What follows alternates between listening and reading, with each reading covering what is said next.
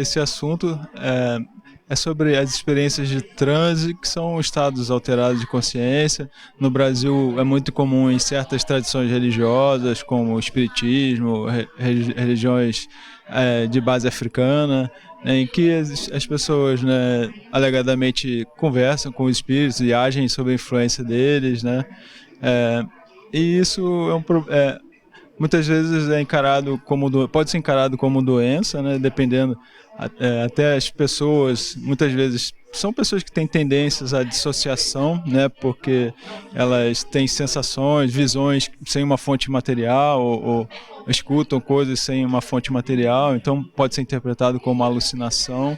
Só que muitas vezes depende da fase que a pessoa está naquelas experiências, porque muitas vezes quando ela encontra um contexto social, uma tradição religiosa que ensina ela a lidar com aquilo, né, dá um significado, faz ela aprender a controlar, e dá uma utilidade, a pessoa passa a integrar muito bem aquilo na vida dela, né, e ter uma boa saúde mental.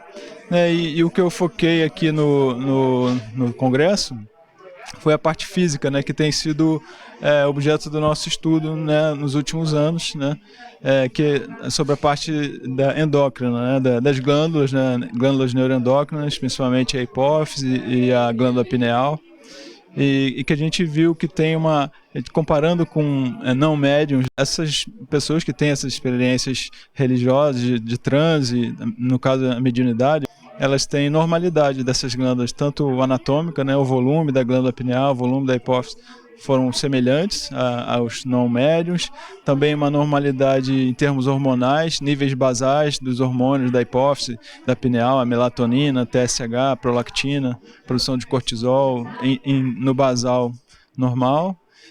Também a questão da reatividade ao estresse, né, diferente, por exemplo, da pessoa que tem um quadro de um transtorno psicótico, um transtorno dissociativo, elas ficam no estado de estresse crônico. Então, a frequência cardíaca em nível basal é mais aumentada. Quando a pessoa é submetida a um estresse, ela responde de uma maneira diferente. O estresse aumenta muito rápido e persiste.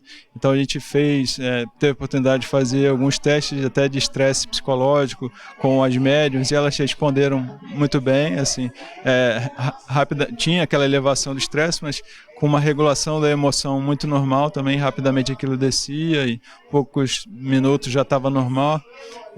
Podemos ver isso através de métodos bem sensíveis, como a variabilidade da frequência cardíaca, que é baseado no eletrocardiograma e que avalia bem o sistema nervoso autônomo simpático, parasimpático, e mostrou uma flexibilidade cardíaca, porque durante a experiência, comparado com controles que estavam lá no mesmo contexto, só que não médiums, as médiums tinham um aumento do simpático, uma excitação.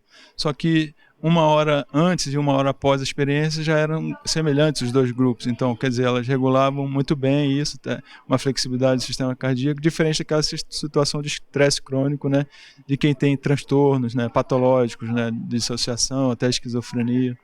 A gente pesquisou também os mecanismos, né, também a gente tem curiosidade também eventuais substâncias até produzidas pela glândula pineal que poderiam colaborar, contribuir para essas experiências anômalas, né, esse estado alterado de consciência, mas a gente considera que a melatonina, que é a substância da pineal, não tem um papel nisso, porque a gente comparou a produção de melatonina em resposta ao transe, na noite do transe, com outras situações, situação de leitura e até a situação de estresse psicológico, e não teve uma diferença significativa. Fizemos alguma investigação sobre alucinógenos endógenos, dosagem na urina, mas a nível muito inicial, e acabamos concluindo que essa pesquisa precisa ser mais feita com estudo a nível local, cerebral, talvez com outras técnicas de medicina nuclear, não diferente de dosá-las na periferia, que são substâncias que desaparecem da circulação muito rápido, né? Então, são mais, em resumo, o que a gente tem concluído é a importância de essa normalidade, né, das médiuns, né? Normalidade física, né, e ressalta a importância de fazer o diagnóstico diferencial, né, da mediunidade, dos transtornos, né, para evitar a estigmatização desnecessária, né, de muitas pessoas, um tratamento desnecessário, que foi falado no congresso pelo Dr. Francis Luda, lá da Califórnia, há pouco, né? E realmente precisa ser feito isso aí para, né, que possa ser encarado com naturalidade isso aí, né, e evitar esses problemas. Certo, muito obrigado, professor, e boa sorte no trabalho, no prosseguimento dessas pesquisas. Obrigado, Zé. À disposição aí.